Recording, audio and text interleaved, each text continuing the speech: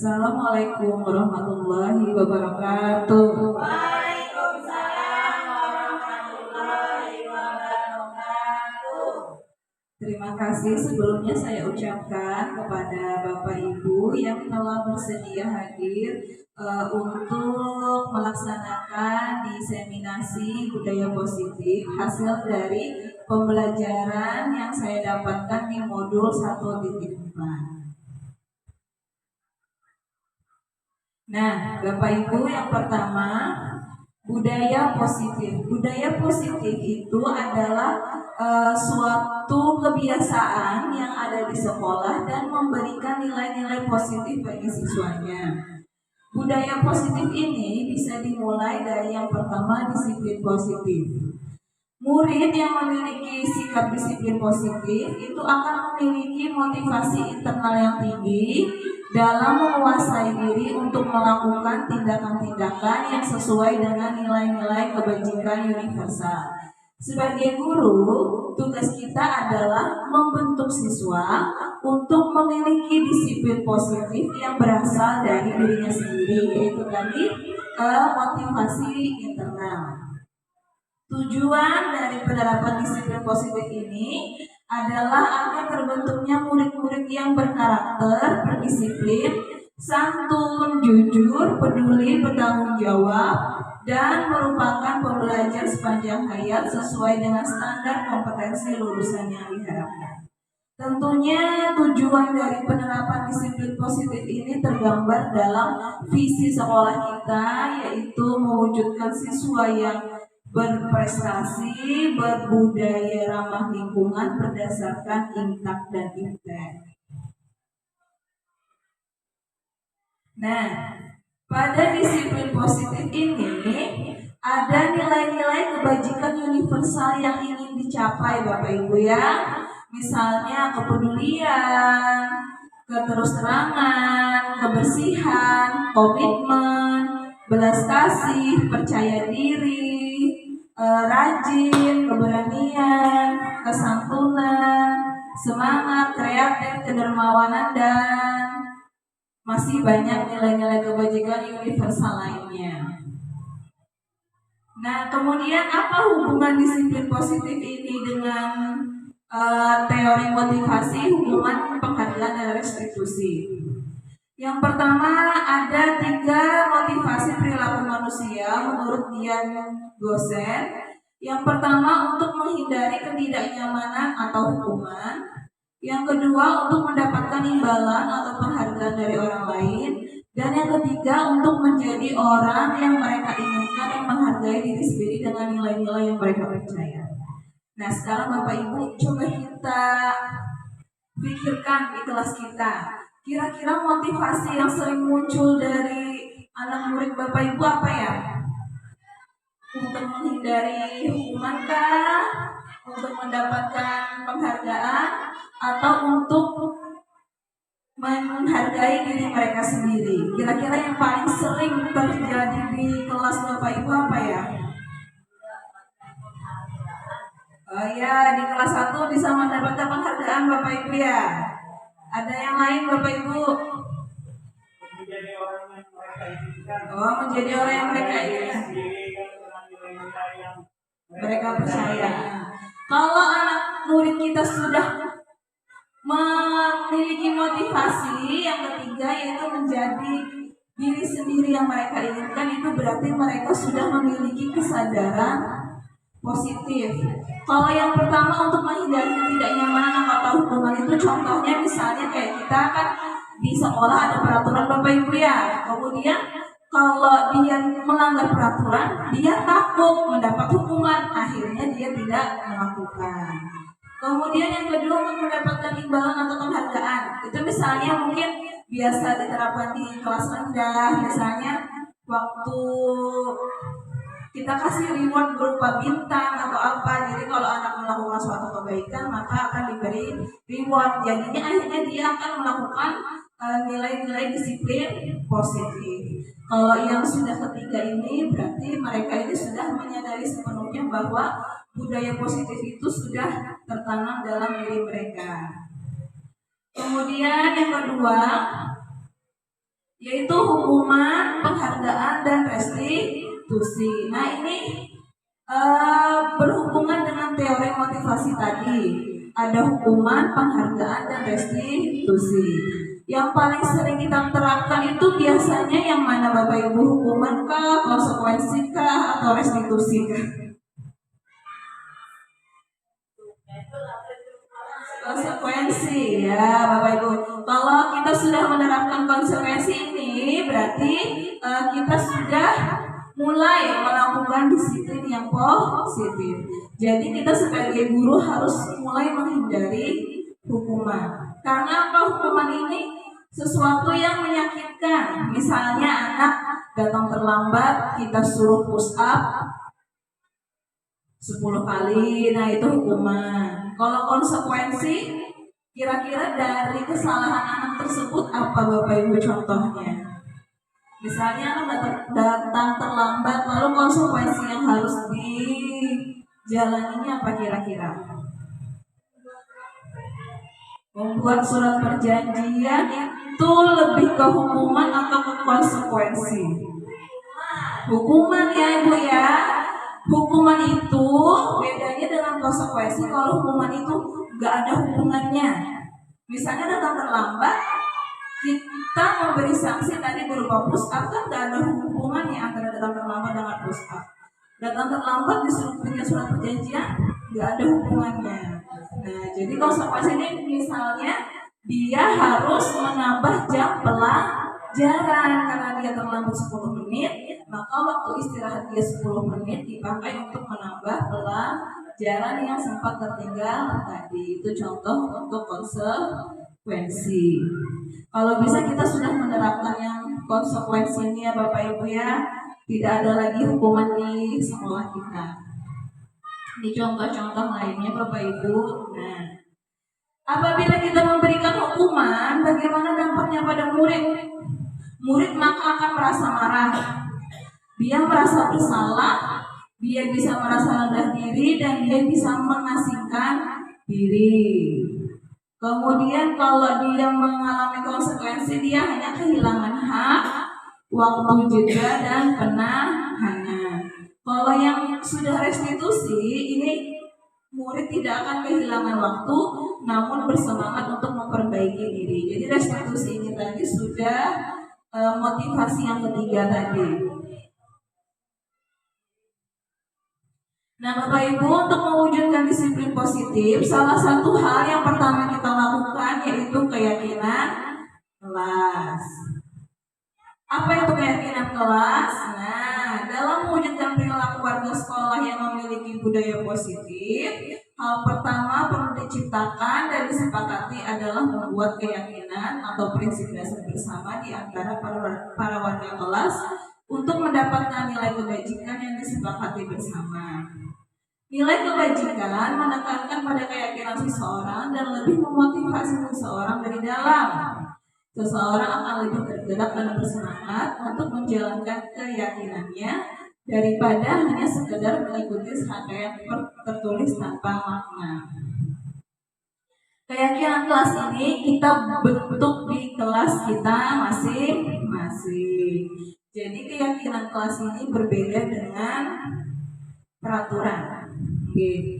Kalau keyakinan kelas itu ada nilai-nilai kebajikan yang ingin kita capai. Kalau peraturan itu kan berupa perintah, larangan, itu bedanya. Bagaimana cara membentuk keyakinan kelas? Yang pertama, keyakinan kelas ini berupa pernyataan-pernyataan yang universal. Kemudian pernyataan keyakinan kelas senantiasa dibuat dalam bentuk positif. Kemudian keyakinan kelas hendaknya tidak terlalu banyak sehingga mudah diingat dan dipahami oleh semua warga kelas. Kemudian keyakinan kelas sebaiknya sesuatu yang dapat diterapkan di lingkungan tersebut. Kemudian semua warga kelas hendaknya ikut berkontribusi dalam pembuatan keyakinan lewat kegiatan curah pendapat. Dan yang terakhir bersedia meninjau kembali keyakinan kelas dari waktu ke waktu. Ini contoh penerapan video keyakinan kelas ya Bapak Ibu ya, saya putarkan.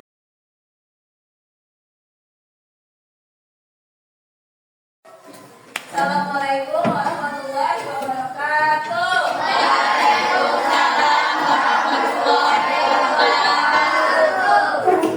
Hari ini kita akan membuat keyakinan kelas ya, yang kemarin sudah Ibu bicarakan ya. Nah, sebelum kita membuat keyakinan kelas, nanti Ibu minta kalian semuanya untuk mengeluarkan pendapatnya, ya sayang ya. Kira-kira kelas kita ini mau dibuat seperti apa? Ya, yang nyaman itu supaya suasana yang tercipta nyaman gimana? Bersih. Terus apa lagi? Bersih. Apa lagi sayang? Ya. Kemudian kalian kira-kira kalau di kelas ribut apa enggak? Enggak ya. Nah, jadi kalian pikirkan kelasnya itu mau seperti apa. Nanti ditulis di kertas ini, kemudian ditembak. Mau 2, mau 1. Ibu bagi ya. Boleh nggak bawa HP ke sekolah? Enggak. Kalau nggak HP nanti apa?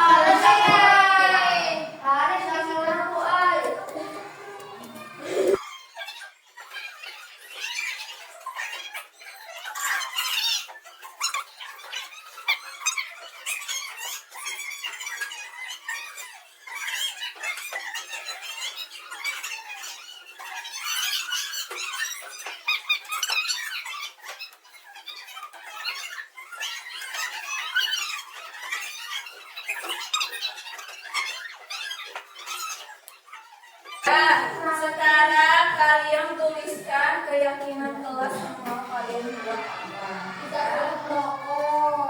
Ya, tidak boleh merokok, boleh. Ini di atas. Tulis nama dulu, Bu. Tempelannya di atas. Ibu, tulis nama dulu. Ibu. Pakai nama boleh, nggak pakai nama juga boleh.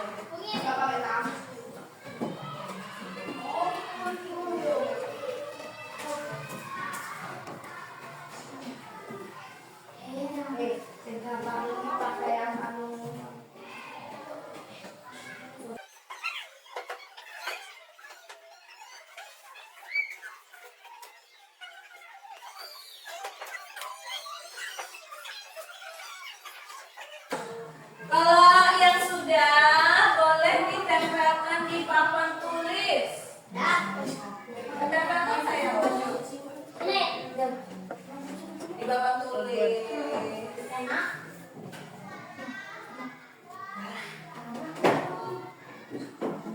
Ya, yang sudah silakan ditempelkan di papan tulis.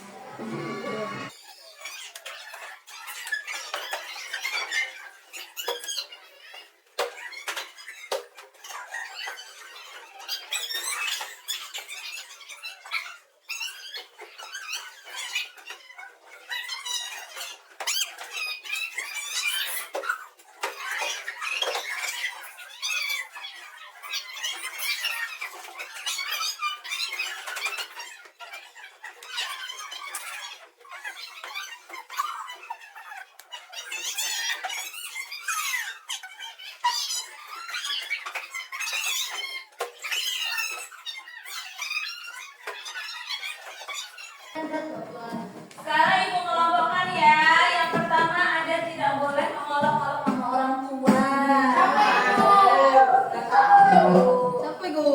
Tidak boleh membuang sampah sembarangan.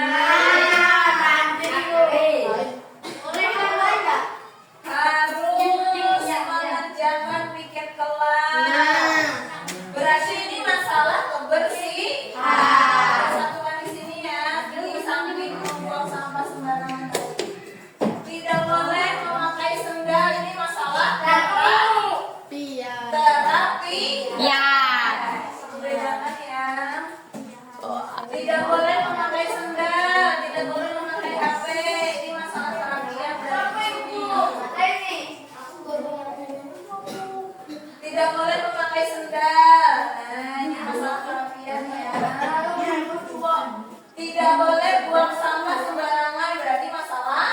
Kebersihan.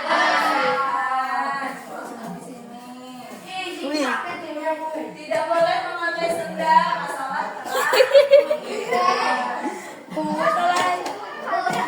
tidak boleh memakai sendal Banyak guys.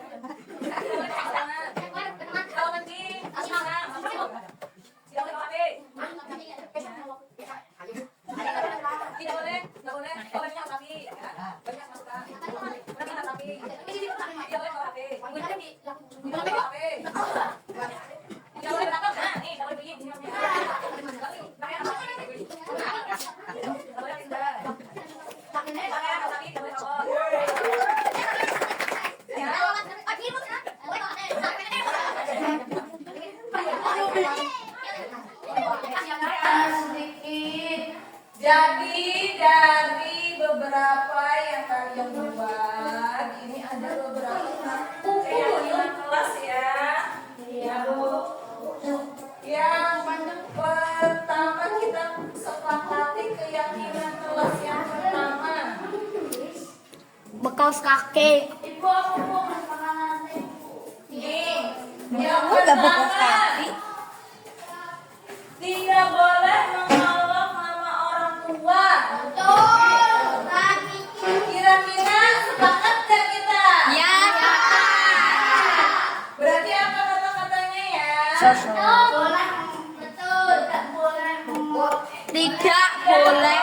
Tidak boleh berantem. Tidak boleh membuli. Tidak boleh berkelahi. Berarti apa kata-katanya? Uspun minum itu. Berarti kita harus saling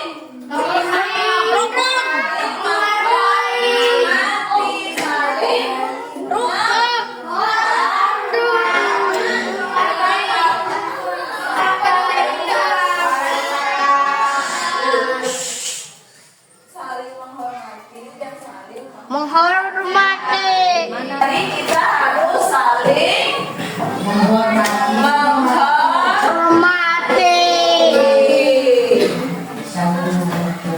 Cara menghormati bagaimana?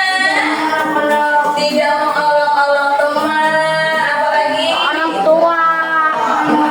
ya tidak mengolok-olok dengan sebutan nama orang tua. Tidak boleh berantem dan tidak boleh bully. Jadi terima kasih buat sarannya. Kemudian keyakinan kelas yang kedua, tidak boleh merokok.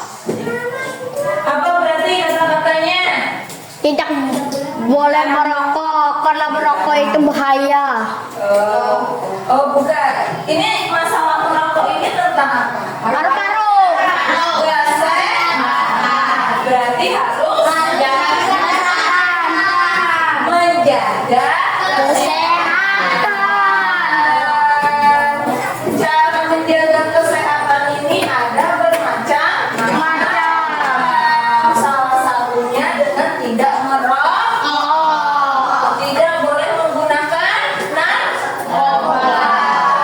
Tidak boleh minum minuman siang harus jajan atau makan makanan yang sehat dan bergizi.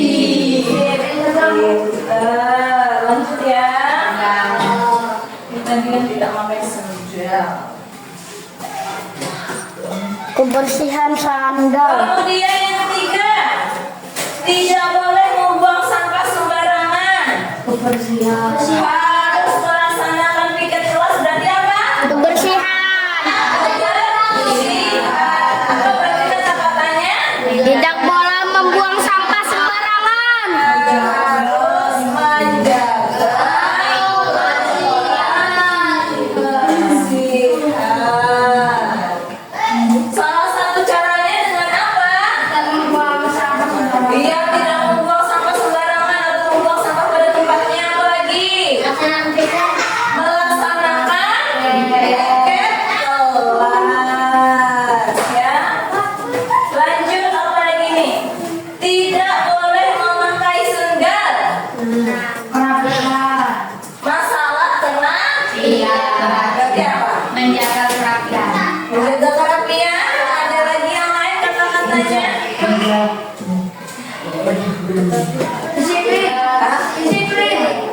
Disiplin ketertiban.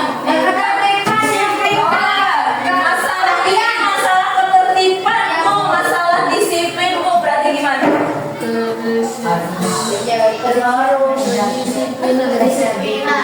Kedisiplinan berarti harus disiplin gitu kan? Ya, jauh. Ya, tulis ya. Disiplin. Apa disiplin ini cuma pakai sepatu aja ke sekolah? Apalagi harus pakai seragam sesuai harinya, ya enggak? Kalau hari Senin Selasa pakai apa? Seragam merah putih. Oh, hari Senin seragam merah putih. Kalau hari Selasa kalian pakai olahraga. Hari Rabu hari Kamis Baju muslim. hari Jumat pakaian muslim, hari Sabtu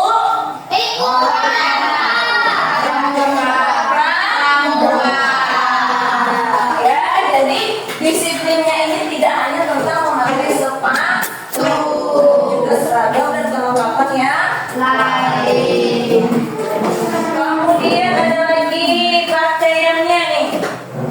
Pakaiannya harus rapi. Berarti masalah kerapian. Itu tulis di sini ya. Selain bajunya yang rapi, apa lagi yang harus dirapikan? Kasih. Hah?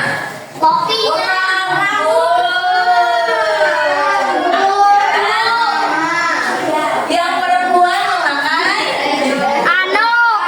Jalungan. kerudung. Kalau yang laki-laki rambutnya juga harus boleh gondrong nggak di sekolah saya?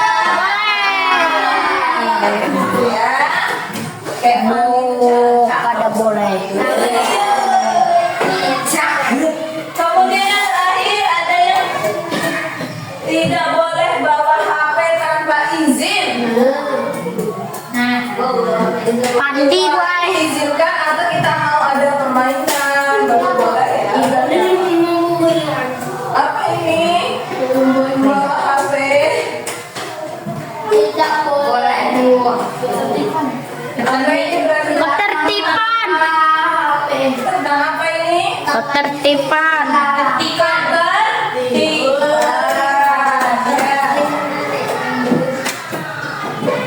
berarti salah satu cara untuk ketertiban ini salah satunya tidak boleh membawa HP tanpa izin. Ada lagi nggak selain itu? Gak ada. Ketertiban. Hal lain yang bisa dilakukan untuk mewujudkan ketertiban ini di kelas kita. Tidak membawa barang tidak. Misalnya, Tidak boleh. buku. Oh, botol bukunya tidak boleh panjang. Bisa. Ada lagi saya. Tidak boleh membawa makanan. Oh iya, tidak boleh makan dan minum saat wawancara. Ada lagi. Mendengarkan guru saat menjelaskan. Nah, jadi ini adalah keyakinan kelas yang sudah kita buat. Sepakat nggak? Kira-kira kalian mau nggak mewujudkan keyakinan kelas ini? Kalau keyakinan kelas ini terwujud, kira-kira apa yang terjadi sama kita? Baik. Nyaman. Nyaman. Kita belajarnya menjadi nyaman. Kalau kalian belajarnya nyaman, kira-kira suka nggak ke sekolah? Jadi ini adalah keyakinan kelas yang sudah kita buat. Sepakat ya? Ya.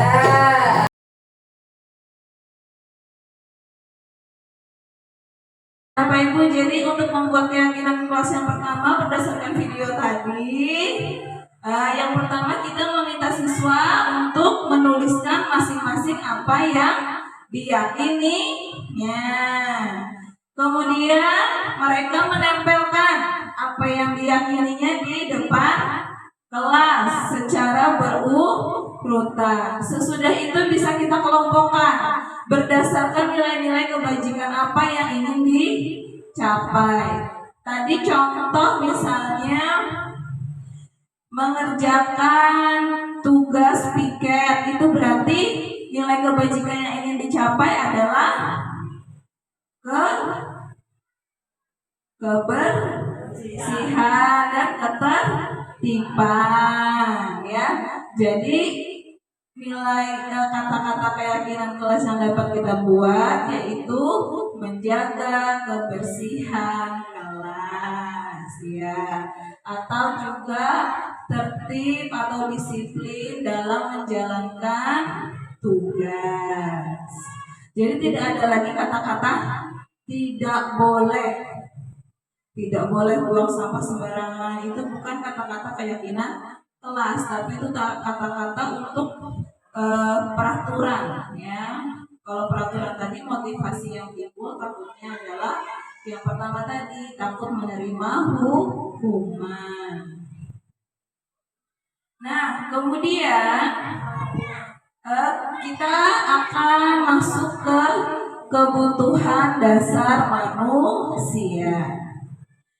Terkadang kita tidak menyadari bahwa perilaku yang dilakukan oleh murid itu pasti memiliki alasan dan tujuan. Perlu dipahami bahwa ketika siswa melakukan perilaku yang tidak baik, maka saat itu siswa memiliki kebutuhan dasar yang harus dipenuhi. Menurut Diane Gosen, ada 5 kebutuhan dasar manusia. Yang pertama, bertahan hidup. Yang kedua, kasih sayang dan rasa yang diterima. Yang ketiga, kebebasan. Yang keempat, kesenangan. Dan yang kelima, penguasaan. Nah, Bapak Ibu, kita kadang anak-anak ada yang membuat suatu masalah, ya. Nah, kita tidak tahu apa yang mendasari dia melakukan itu. Nah, biasanya anak-anak itu melakukan suatu kesalahan itu dikarenakan ada salah satu atau beberapa kebutuhan dasarnya yang tidak dipenuhi, yang belum terpenuhi. Misalnya contoh anak murid Bu Yani, Danu, dia sering mengganggu temannya. Kira-kira dia mencari kebutuhan yang mana yang belum terpenuhi, ya Bapak Ibu, ya? Iya, kasih sayang dan rasa diterima. Jadi dia ingin mendapatkan kebutuhan dasar ini. Cara yang terpikir di otaknya bagaimana aku mendapatkan kasih sayang, bagaimana aku diperhatikan, yaitu dengan mencari masalah, entah mengganggu temannya kah, entah mungkin mengolok-olok temannya karena dia ingin mendapatkan kasih sayang dan rasa diterima. Entah dari gurunya rasa kasih sayangnya itu, atau juga dari teman-teman. Itu salah satu contoh kasus. Nah, untuk memenuhi kebutuhan dasar manusia tadi, apabila anak membuat salah, yaitu kita bisa melakukan program disiplin positif yang berpusat pada murid dengan menerapkan 5 posisi kontrol. Jadi kita sebagai guru ini ada 5 posisi kontrol menurut Diane Gosen. Yang pertama sebagai penghukum, yang kedua sebagai pembuat rasa bersalah, yang ketiga sebagai teman, yang keempat sebagai pemantau, dan yang kelima sebagai manajer. Kira-kira dari 5 posisi kontrol ini kita berada di urutan yang mana, ya Bapak Ibu, ya?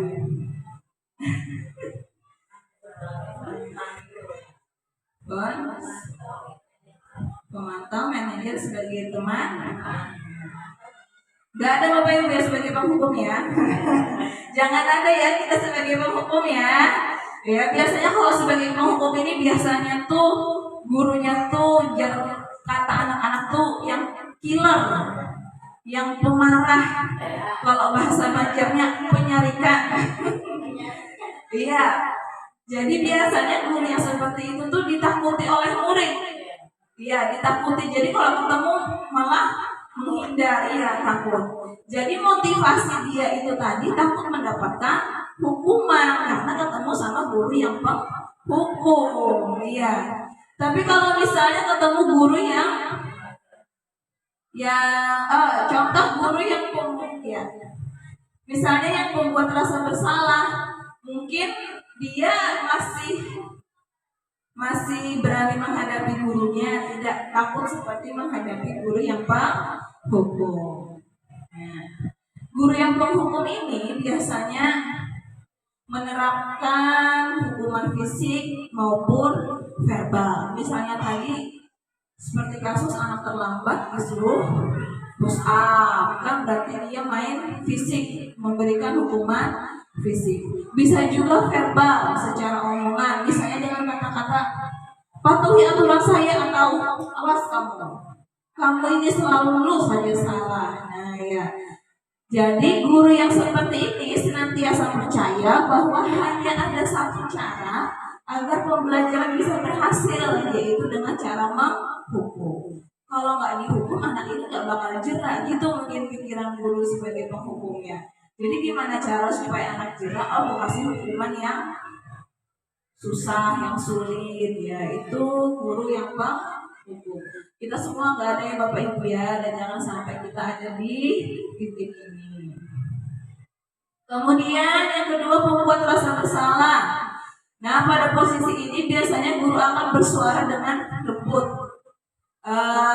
berbicara kepada anaknya dengan lembut. Pembuat rasa bersalah akan menggunakan keheningan yang membuat orang lain merasa tidak nyaman, bersalah, atau rendah diri. Bisa contoh kata-katanya itu seperti ini. Apa kamu gak kasihan sama ibu? Nah, itu contoh membuat rasa bersalah. Nanti kalau misalnya dimarahin kepala sekolah, yang kena marah kan ibu, bukan kamu. Nah, itu membuat rasa bersalah. Tapi dia gurunya itu mengucapkannya dengan nada yang lemah lembut. Jadi apa yang terjadi pada diri anak? Jadi diri anak ini dia merasa rendah diri. Dia merasa dirinya itu tidak baik, tidak berharga, dan telah mengecewakan orang-orang yang disayanginya, ya. Kita kalau bisa jangan juga ya Bu ya berada di posisi kontrol ini, ya, membuat rasa bersalah. Kemudian posisi kontrol yang ketiga adalah sebagai teman. Nah, ya mungkin banyak Bapak Ibu yang ada di posisi ini sebagai teman. Pada posisi ini, guru itu tidak akan menyakiti murid, namun berupaya mengontrol murid melalui persuasi, ajakan. Guru di posisi teman menggunakan hubungan baik dan humor untuk mempengaruhi seseorang. Hal negatif dari posisi teman adalah bila suatu saat guru tersebut tidak membantu, maka murid akan kecewa. Ya, kalau kayak teman ini biasanya kebanyakan di kelas-kelas tinggi ya Bapak Ibu ya, di SMP, di SMA, sambil dirangkul muridnya, dikasih tahu apa kesalahannya, bagaimana cara memperbaikinya atau solusinya. Kemudian ada juga guru sebagai manajer. Sebagai manajer, guru berbuat sesuatu bersama dengan murid, kemudian mempersilahkan murid mempertanggungjawabkan perilakunya dan mendukung murid agar menemukan solusi atas permasalahannya sendiri. Jadi hampir sama seperti teman, cuman guru akhirnya mempersilahkan murid untuk mempertanggungjawabkan perilakunya, ya. Kalau sebagai teman sekedar memberitahu kesalahan kamu ini, kemudian bagaimana cara kamu memperbaikinya. Nah, kalau manajer itu lebih ke prakteknya. Oh, ada satu lagi. Oh ya, benar.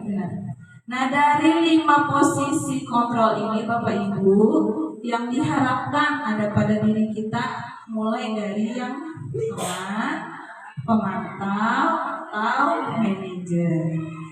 Paling baik itu kalau kita berada di posisi manajer. Ya, mudah-mudahan kita semua bisa sampai di posisi ini ya Bapak Ibu ya. Jadi yang 2 ini kita tinggalkan.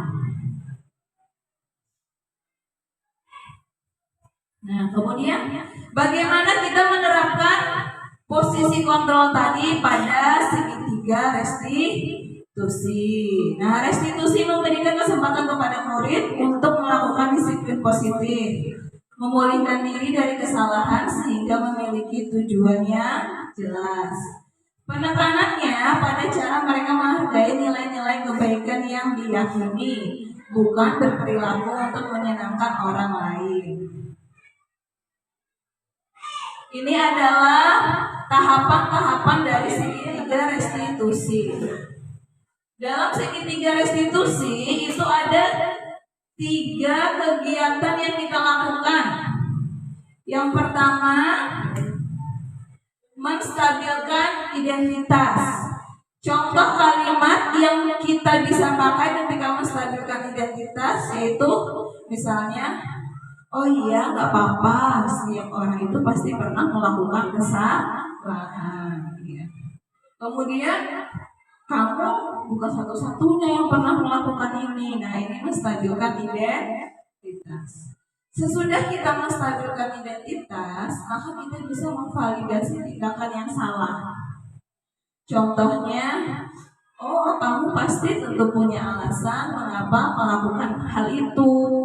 Atau adakah cara yang lebih efektif untuk mendapatkan apa yang kamu butuhkan? Nah, ini untuk memvalidasi tindakan yang salah. Kemudian yang terakhir, menanyakan keyakinan. Misalnya, keyakinan kelas apa yang sudah kita sepakati? Kira-kira kamu melanggar keyakinan kelas yang mana yang telah kita buat? Atau kamu ingin menjadi orang yang seperti apa? Nah, ini adalah contoh penerapan dari segitiga restitusi. Ini ada contoh kasus ceritanya seorang siswa yang tidak mengerjakan piket kelas, ya. Sebelumnya sudah dibuat keyakinan kelas bahwa setiap siswa itu harus menjalankan piket kelas. Nah, jadi ini adalah contoh penerapan segitiga restitusi. Nah.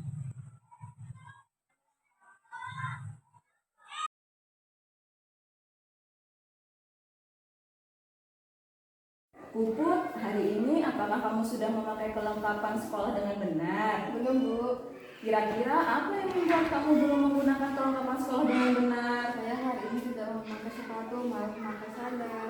Kira-kira memakai sandal ke sekolah itu suatu kesalahan atau bukan? Iya, Bu. Nah, berbuat salah itu kalau sesekali tidak apa-apa ya. Kamu pasti mempunyai alasan kenapa melakukan hal itu. Kemarin sepatu saya disiram adik saya yang masih balita. Jadinya basah dan tidak bisa dipakai. Kenapa adik kamu sampai bisa menyiram sepatu kamu? Saya lupa menaruh kembali sepatu pada tempatnya, Bu. Oh, wajar saja. Akhirnya kamu memakai sandal. Ibu juga pasti akan melakukannya. Ibu menghargai tindakan kamu yang tidak lebih buruk dari ini. Misalnya saja kamu malah menjadikan hal ini sebagai alasan untuk tidak berangkat ke sekolah. Menurutmu hal ini sesuai dengan keyakinan kelas kita tidak? Tidak, Bu. Menurut kamu keyakinan kelas apa yang sudah kamu langgar? Berpakaiannya rapi serta lengkap saat di sekolah, Bu. Nah, betul sekali. Menurut kamu berpakaian yang rapi dan lengkap itu penting atau tidak? Penting, Bu. Kalau menurutmu itu penting, lalu apa yang akan kamu lakukan? Saya akan menggunakan perlengkapan sekolah sesuai peraturan, Bu. Lalu untuk memperbaiki kesalahan ini, apa yang akan kamu lakukan selanjutnya? Saya akan menaruh kembali sepatu atau barang lainnya pada agar kejadian ini tidak terulang lagi. Nah, iya, Ibu harap kamu bisa menerapkannya baik di rumah maupun di sekolahan mulai saat ini ya. Silakan kembali ke kelas, Puput.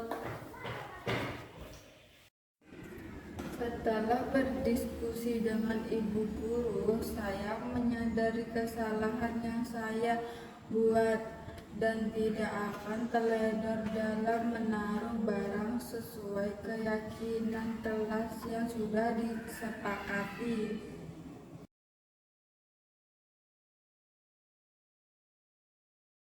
Kak, kata teman-teman sekelas, kamu hari ini tidak melaksanakan piket ya? Iya Bu, Sudah berapa kali kamu tidak melaksanakan piket? baru kali ini Bu. Tidak melaksanakan piket itu suatu kesalahan atau bukan? Iya Bu. Nah, berbuat salah itu wajar ya, setiap orang pasti pernah melakukannya. Yang penting adalah bagaimana kita memperbaiki dan tidak mengulanginya lagi. Iya Bu. Sekarang Ibu tanya, kenapa Eka tadi tidak melaksanakan piket kelas? Pasti Eka punya alasan. Saya juga dengan teman-teman yang lain Bu. Mereka sering tidak melaksanakan tugas piket kelas, sedangkan saya baru kali ini saja. Apakah hal ini sudah sesuai dengan keyakinan kelas yang sudah kita sepakati? Tidak Bu. Menurut kamu, keyakinan kelas apa yang sudah kamu langgar? Bertanggung jawab Bu atas tugas yang sudah disepakati Bu. Nah, betul sekali. Menurut kamu, bertanggung jawab atas tugas yang telah disepakati itu penting atau tidak? Penting Bu. Iya, betul sekali ya. Bertanggung jawab itu sangat penting. Dengan bertanggung jawab atas tugas kita, berarti kita telah melaksanakan kewajiban kita. Selain itu, juga menjaga kebersihan dan melaksanakan piket kelas, menjadikan kelas kita menjadi nyaman, sehingga belajar pun juga akan menjadi nyaman. Iya Bu, saya menyesal karena tidak melaksanakan piket kelas sesuai jadwal Bu. Nah, Ibu sangat senang ya, karena kamu sudah mengakui kesalahan yang kamu buat dan juga kamu sudah mau meminta maaf. Lalu, apa yang akan kamu lakukan untuk menebus kesalahan ini? Saya akan melaksanakan aktivitas di jam istirahat Bu. Nah, betul sekali. Kamu tetap harus bertanggung jawab atas tugas kamu hari ini. Sekarang silakan kembali ke kelas ya, Eka. Setelah berdiskusi dengan ibu guru, saya menyadari kesalahan yang saya buat, sehingga saya berjanji akan tidak mengulanginya lagi.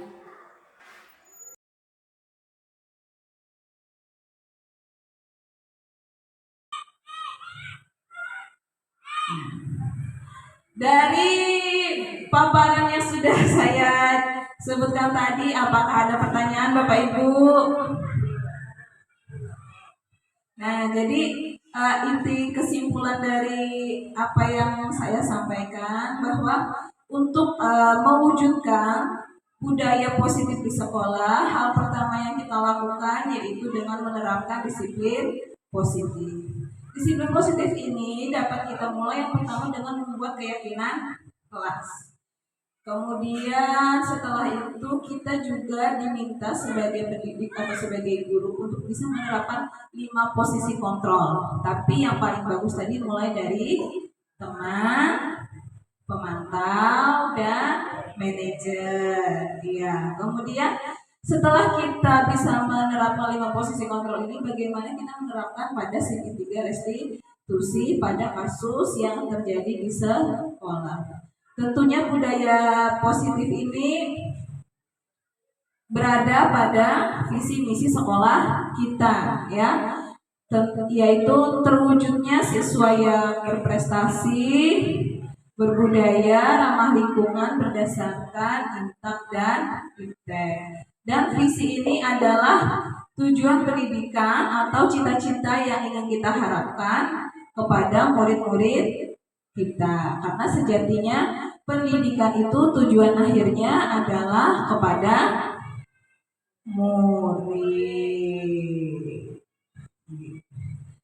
Demikian yang dapat saya sampaikan Bapak Ibu. Atas perhatiannya saya ucapkan terima kasih. Semoga kita bisa menerapkan ilmu yang kita dapatkan di dalam kelas. Saya akhiri, wabillahi taufiq wal hidayah. Wassalamualaikum warahmatullahi wabarakatuh.